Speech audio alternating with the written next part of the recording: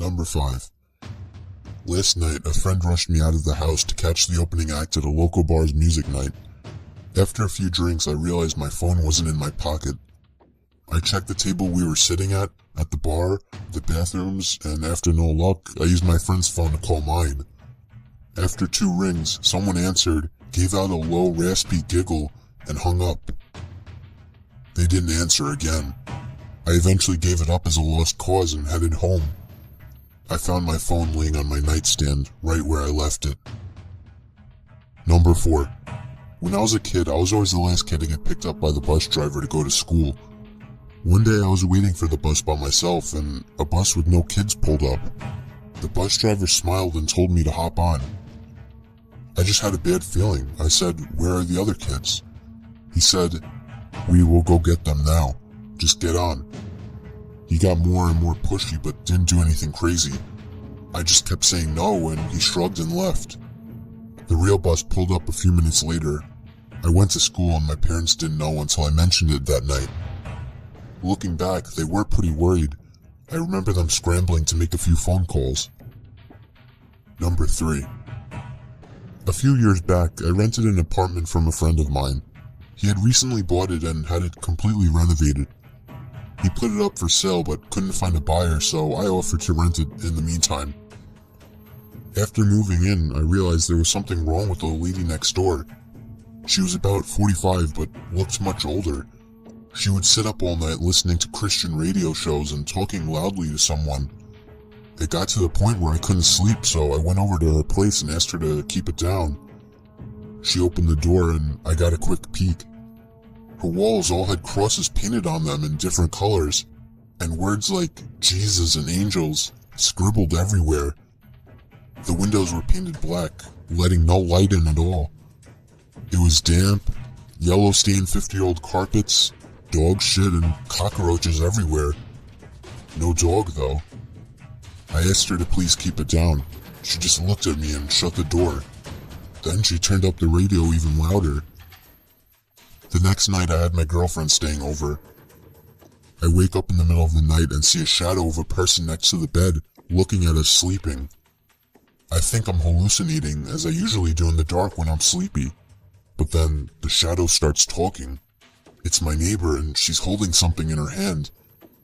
She broke in during the night and who knows how long she stood there. "You should lock your doors at night," she says and walks out. The next morning I hear someone making strange noises below my bedroom window. It's my neighbor talking to herself in tongue. She has a plastic bag in her hand with her rotting dead dog inside. It's hot as hell outside and I can smell death from that bag. At this point I'm scared shitless. She's obviously very insane. I go upstairs and knock on another person's door and ask them what the hell is going on. The guy is as scared as me. Apparently she broke into his apartment one evening as well while he was watching TV with his kids. He got up from the couch to get a snack, only to find her behind the couch, staring at him holding a power drill. Come to think about it, now I know what was in her hand.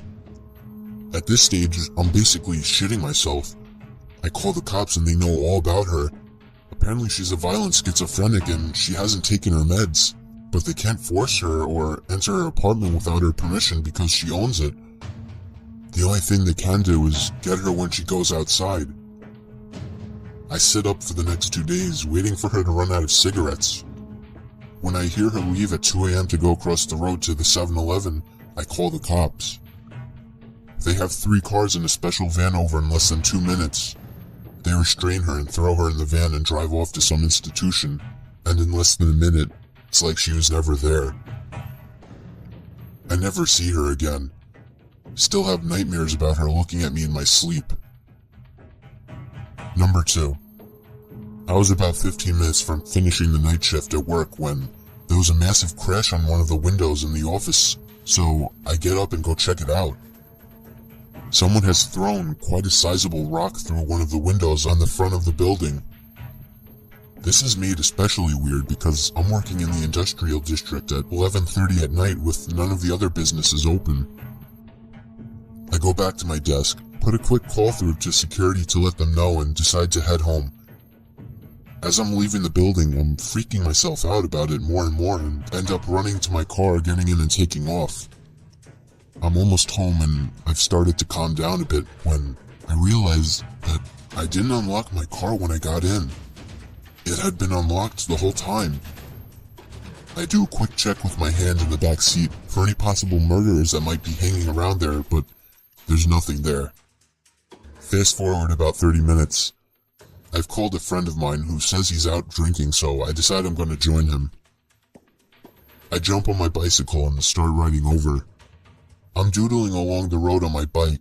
It's a nice night and I'm in no big rush, just enjoying the moonlight when I hear someone riding behind me. I straighten up and stick to one side of the road. He passes me really slowly, and when he's right beside me, he shoots me a smile, and I can describe it as purely insane. I kind of flinch and am taken aback as he rides on.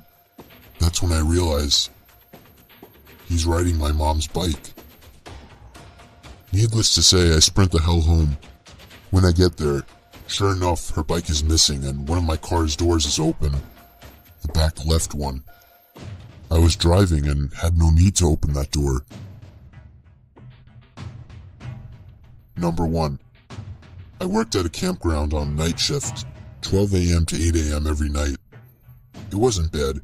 I would bring in my PS2 and game a good portion of the night, only having to deal with 1 or 2 people on busy nights. It was just me in this little 8-foot by 8-foot shack, with nothing around but dark all night. My first week there, the other third shift guy who was quitting told me about this payphone a few feet from the shack where I worked. He said it rang every night at 4:17 a.m., just once. It was probably just an automated test call, he guessed. He's never answered it himself. I go for a few months with the job. It was the middle of the summer, so most nights I had the windows closed, so I couldn't hear the payphone go off. Mid-August, I started leaving the windows open during the night. Sure enough, at 4:17 a.m. every morning, the phone would ring once. The ring even sounded creepy, like the payphone was submerged in water and then put where it sat. One night I got up the nerve to answer it. I set an alarm at 4:15 and would go wait at the phone until it rang. When it did, I answered it, but there was no sound, just dead air like someone was on the other line but wasn't answering. I said hello a few times and hung up. I did this every night for a week with the same results.